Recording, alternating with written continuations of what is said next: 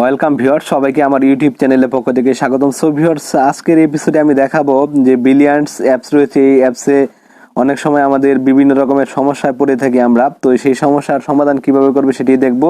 অনেকে কিন্তু আমরা এখানে রিচার্জ করে থাকি, তো রিচার্জ করার পর আমাদের ব্যালেন্স অ্যাড হয় না, আমরা রিচার্জ করতে পারি না, আমাদের আরও অনেক ধরনের প্রবলেম হয়ে থাকে, আইডি কার্ড সাবমিট করতে পারছি না, আইডি কার্ড সাবমিট হয় না। তো এরকম অনেক ধরনের সমস্যা রয়েছে। যত সমস্যা রয়েছে আজকের এই ভিডিওর মাধ্যমে আমি দেখাবো আপনাদেরকে যে এই সকল সমস্যার সমাধান কিভাবে করবেন। তো অবশ্যই ভিডিওটি ধৈর্য সহকারে দেখবেন, আর যারা নতুন রয়েছেন চ্যানেলটিকে সাবস্ক্রাইব করবেন, পাশে থাকা বেল আইকনটিতে প্রেস করে দিবেন। সো চলুন ভিডিওটি শুরু করা যাক। তো দেখতে পাচ্ছেন আমি আমার যে ব্রিলিয়ান্টস অ্যাপস রয়েছে সেই অ্যাপসে কিন্তু অলরেডি ঢুকে রয়েছি। তো আপনারা যে কাজটি করবেন, অ্যাপসে আপনারা ঢুকবেন, ঢোকার পর এখান থেকে আপনারা দেখতে পাচ্ছেন উপরে একটি বার রয়েছে। তো এখান থেকে এই যে সেটিং রয়েছে এই সেটিংয়ে আসবেন আপনারা। আসার পর এই যে এখানে দেখতে পাচ্ছেন হেল্প অপশন রয়েছে। তো আপনাদের যত ধরনের সমস্যা রয়েছে এই হেল্পে গিয়ে আপনারা তার সমাধান করতে পারেন। এছাড়াও তাদের একটি ফেসবুক গ্রুপ রয়েছে। যদি আমি এখানে হেল্পে ক্লিক করি তাহলে আমরা দেখতে পারবো যে এখানে নির্দেশিকা রয়েছে যে এখানে এই অ্যাপসটি আমরা কিভাবে ব্যবহার করব, এখানে আইডি কার্ড কিভাবে সাবমিট করতে হয়, পেমেন্ট পদ্ধতি কি, আমার আইপি নাম্বার কি, তারপর এখানে বিভিন্ন রকমের রয়েছে, কলের বিবরণ ও বিল রয়েছে, কল ও এসএমএস রেট রয়েছে, কত টাকা করে মিনিট কাটবে। আমরা যদি এখানে ঢুকি তারপর আমরা দেখতে পাবো যে এখানে দেখতে পাচ্ছেন আন্তর্জাতিক কল রেট, তো এখানে এসএমএস রয়েছে, শর্ট কোড কল রেট রয়েছে। তো এরকম ভাবে এখানে অনেক ধরনের যে রেটগুলো রয়েছে সেই সমস্ত রেট সম্পর্কে আপনারা এখানে জানতে পারবেন। তো এখান থেকে আপনারা তাদের যে পদ্ধতিগুলো দেখে নিতে পারেন ডিটেলস। তারপর হচ্ছে আপনারা যে কাজটি করতে পারেন, সাপোর্ট রয়েছে, এখানে যাদের প্রবলেম হবে তারা সাপোর্টে গিয়ে আপনারা সাপোর্ট নেবেন, আপনাদের সমস্যার সমাধান করবেন। এখানে দেখতে পাচ্ছেন যে ফেসবুক গ্রুপের মাধ্যমে জানান। যদি আমরা এখানে ক্লিক করি দেখতে পাবো যে আমাদের তাদের দেখতে পাচ্ছেন এখানে আমার ফেসবুক আইডিটি লগ ইন করা নেই, না হলে হয়তো বা তাদের গ্রুপটি সরাসরি চলে আসতো। তারপরেও আমি যে কাজটি করব, ভিডিও ডেসক্রিপশন বক্সে তাদের গ্রুপের লিঙ্কটি দিয়ে দেওয়ার চেষ্টা করব। আর আমি যদি জাস্ট একটু স্ক্রল করে দেখাবো যে অন্য আইডিতে তাদের গ্রুপেও গিয়ে আপনারা চাইলে হেল্পের জন্য সাপোর্ট নিতে পারেন। তো আমি দুইটি সিস্টেমে দেখাবো। তো জাস্ট আমি তাদের গ্রুপে চলে যাচ্ছি। এই যে দেখতে পাচ্ছেন এটি হচ্ছে ব্রিলিয়ান্টস কানেক্ট হেল্প, এখানে রয়েছে সাপোর্ট হেল্প রয়েছে। এই যে দেখেন এখানে অনেকে কিন্তু পোস্ট করেছে, তো এইভাবে আপনাদের পোস্ট করতে হবে। দেখতে পাচ্ছেন এইটি হচ্ছে তাদের গ্রুপ।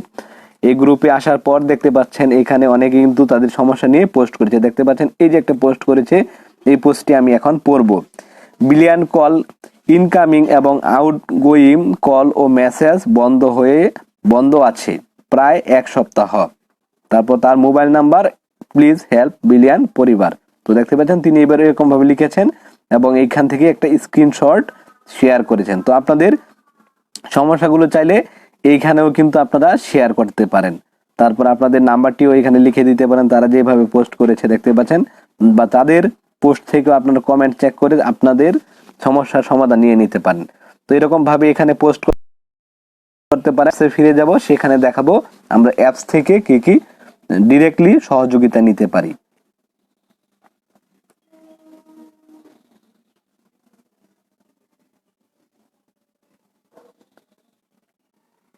তো অ্যাপস থেকে আমরা এখানে ফার্স্টে রয়েছে ফেসবুক গ্রুপের মাধ্যমে জানান। তো আমরা চাইলে ফেসবুক গ্রুপের মাধ্যমে জানাতে পারি। তারপর আপনার সমস্যাটি আমাদের জানান, এখানে আমরা ক্লিক করতে পারি।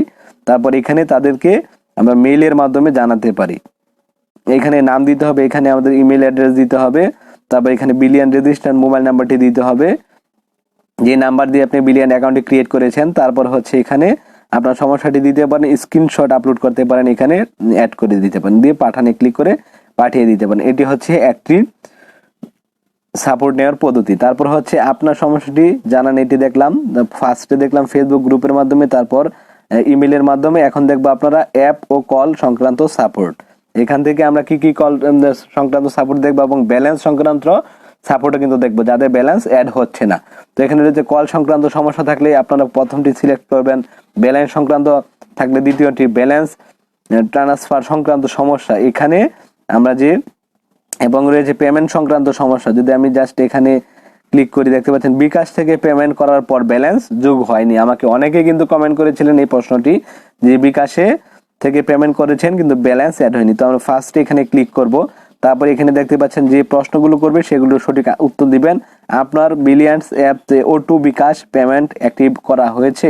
আমি দিলাম যে না, অ্যাক্টিভ O2 বিকাশ করা হয়নি। তো এখানে রয়েছে brilliant app transaction ID type করেছেন কি? অবশ্যই আমরা যখন পেমেন্ট করে থাকি সেই ক্ষেত্রে আমরা ট্রানজ্যাকশন আইডি টাইপ করে থাকি। তো হাত যদি দিয়ে থাকি, তারপর এখানে দেখতে পাচ্ছেন আপনার ব্রিলিয়ান্ট নাম্বার দিতে হবে, রিচার্জ মোবাইল নাম্বার দিতে হবে, যে বিকাশ নাম্বার থেকে পেমেন্ট করেছেন তার দিতে হবে, যে মার্চেন্টাইন নাম্বার থেকে পেমেন্ট করেছেন তার না এটা দিতে হবে, নাম্বার দিয়ে দিতে হবে।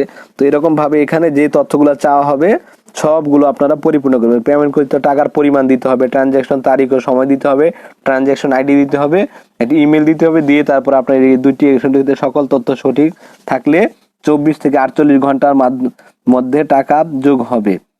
তাই রয়েছে এরপর আর কখনোই 50 টাকার নিচে পেমেন্ট করব না, এরকম একটা শর্ত তারা এখানে কিন্তু উল্লেখ করেছে। তো এই দুইটি চেক দিয়ে তারপর আপনারা পাঠানে ক্লিক করে পাঠিয়ে দিতে পারেন।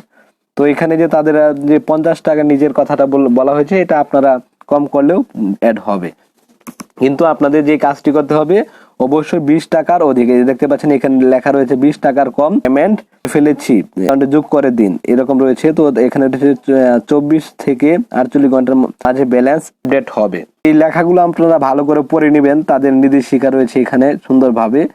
তো এখান থেকে আপনাদের যে সকল ধরনের সমস্যা এখান থেকে আপনারা খুঁজে বের করবেন। এনআইডি কার্ড রেজিস্ট্রেশন সম্পর্কিত সমস্যা রয়েছে, ওটিপি সম্পর্কিত সমস্যা রয়েছে, আপনাদের ওটিপি আসতেছে না। তো এইরকম সকল সমস্যার এখানে আপনারা সমাধান পেয়ে যাবেন।